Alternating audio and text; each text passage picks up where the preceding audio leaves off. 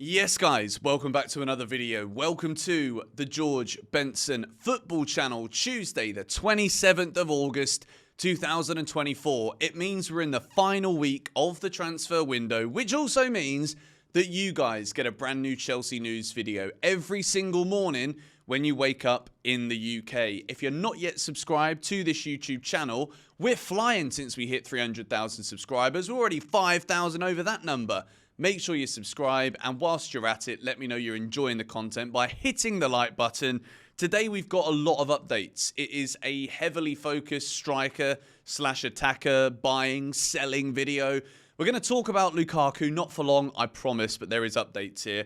We're going to talk about Ipswich Town and their interest in Armando Broja. We're then going to talk about Victor Osimhen.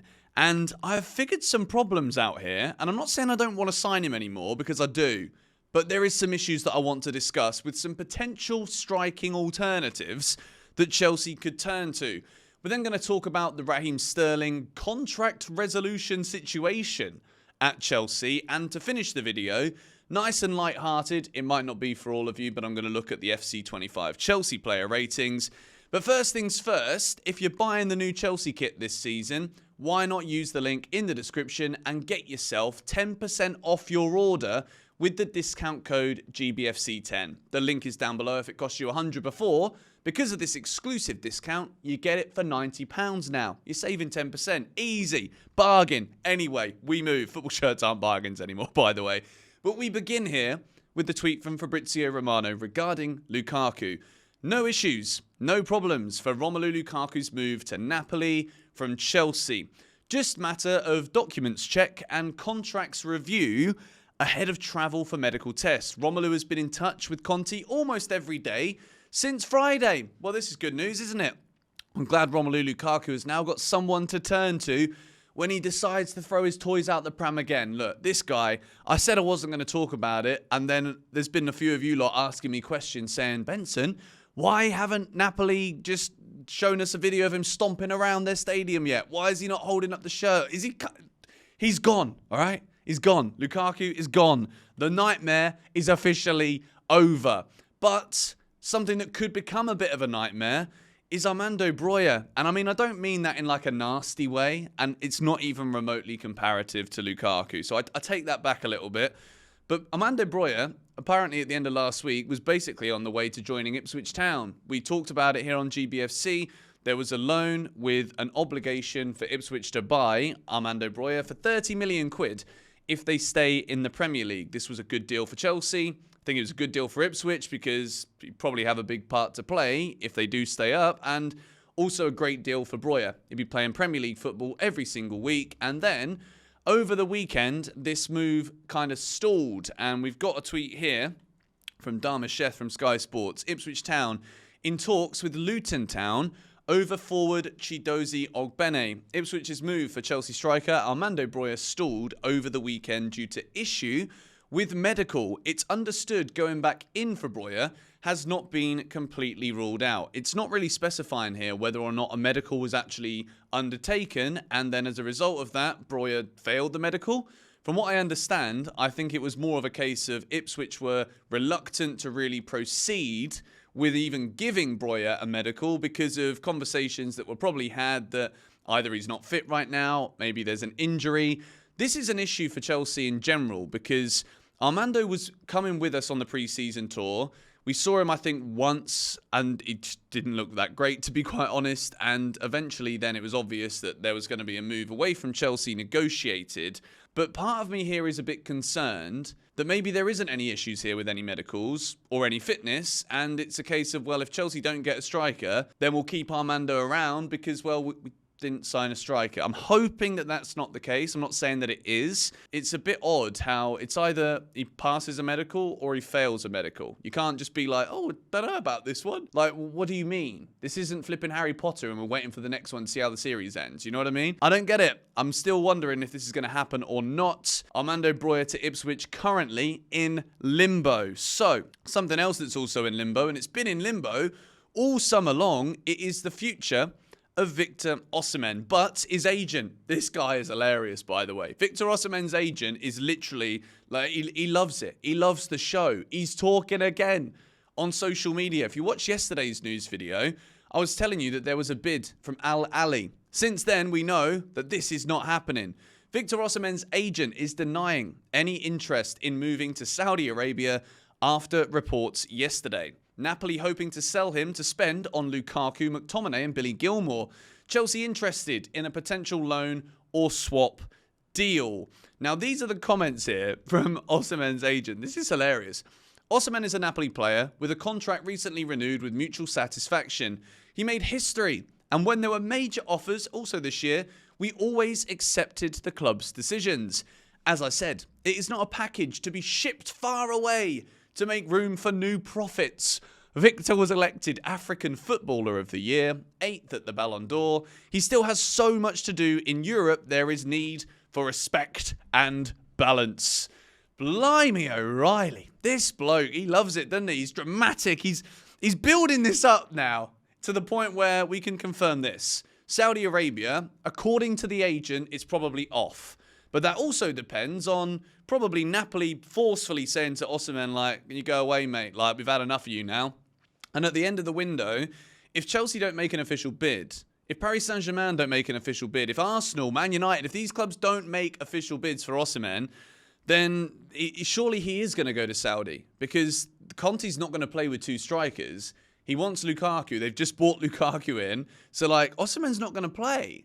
Or is he going to, like, this is just becoming more and more confusing. When you listen to the words here of Osimhen's agent, it does make you realise that, okay, Osimhen is clearly doing this next move and he wants big money. And you can kind of understand it because he is one of the top 10 players in the world, according to the Ballon d'Or list, and he is a fantastic striker. But my question here, is there going to be any kind of point where it gets to, I don't know, later today, later tomorrow, later on the 31st of August, whatever it's going to be, like, there's a reason why clubs aren't going for this massive money.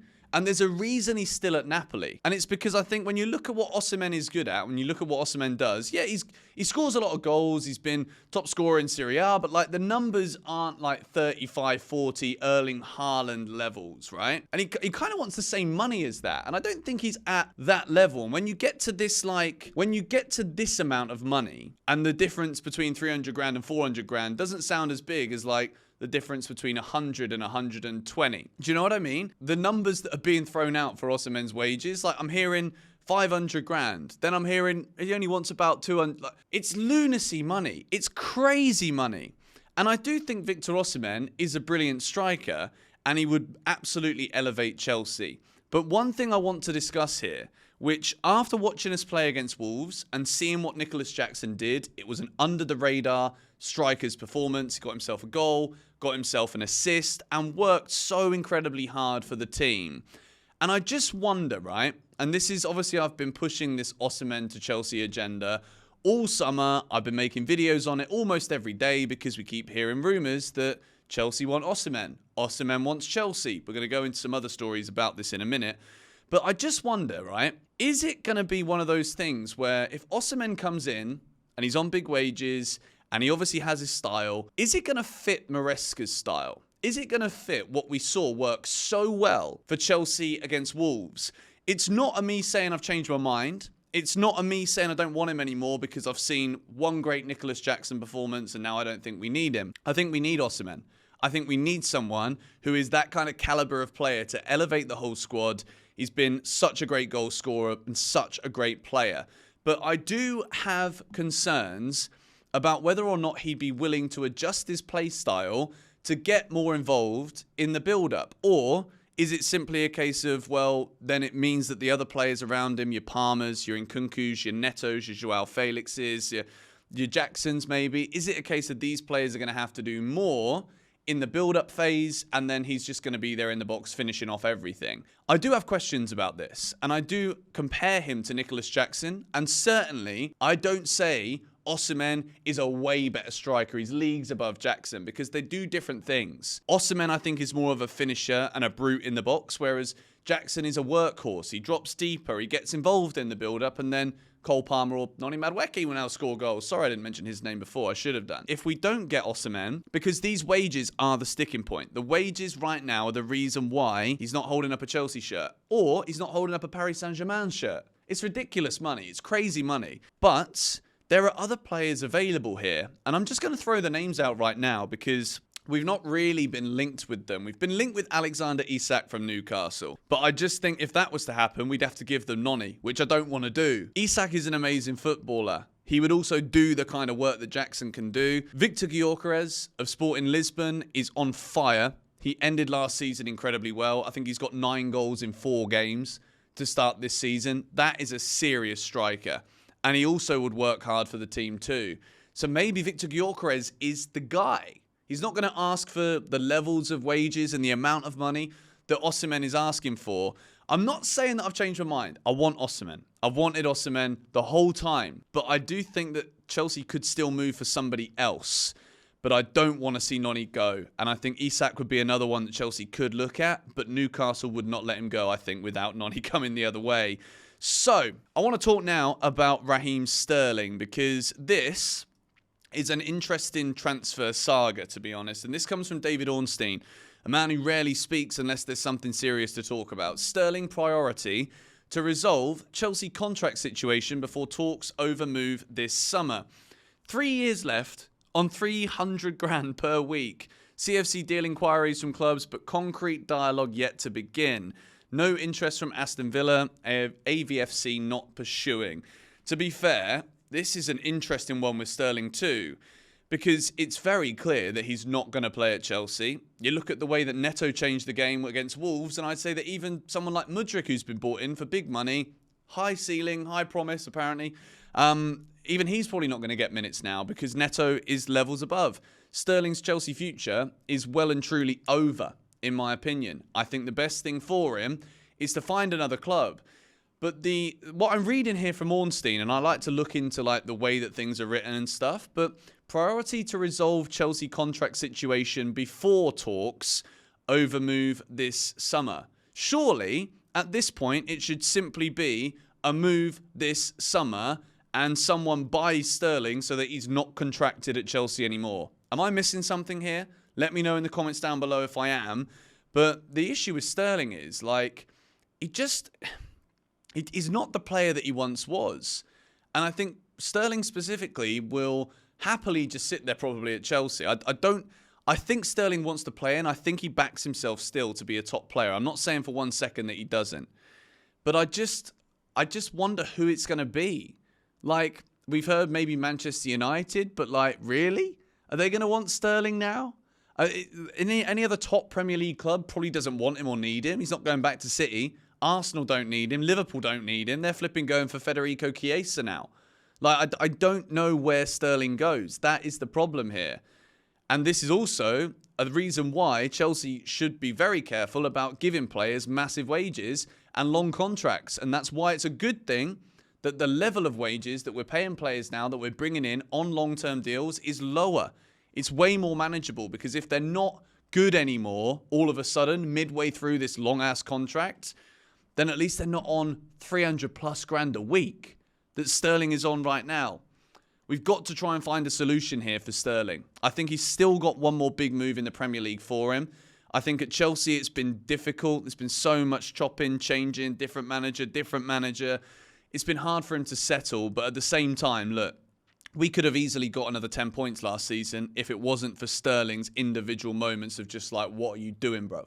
Do you know what I mean? I genuinely think that. So it's not Aston Villa. Who's it going to be for Raheem Sterling? We finished this video with a slightly light-hearted ending. The Chelsea news is over, but let's talk now about the Chelsea FC25 leaked player ratings. I'm just going to throw this graphic here. I think it's some guy called Donk. I'm not entirely sure who he is, but maybe if you're an FC guy, maybe you know who it is. But he's posted here the Chelsea player ratings, and it's hilarious. We have got more than half of our squad is under 80 rating. Joao Felix is an 80 rated player, so is Gusto. Sterling is in there. Caicedo, James, Fernandes, Cucurella at 82, and Nkunku 84, with Cole Palmer getting an astronomical upgrade when it comes to his FC25 card. 85 rated player. You having a laugh, mate? Cole Palmer is the best player in England. He should be a 90 rated card. All right? I mean it. I honestly mean it. I'll push this agenda until the day that I die. Cole Palmer, what a man. These are the Chelsea player ratings. This has been your Tuesday morning Chelsea news video. I'd love to hear your thoughts on striker alternatives in the comments down below. If it's not Osimhen, if we're not going to pay these crazy wages, which wouldn't surprise me, but I still think it's happening. I still believe it's happening. If not, do we move for Victor Gyökeres? Alexander Isak, thoughts in the comments down below. Come on, you Blues.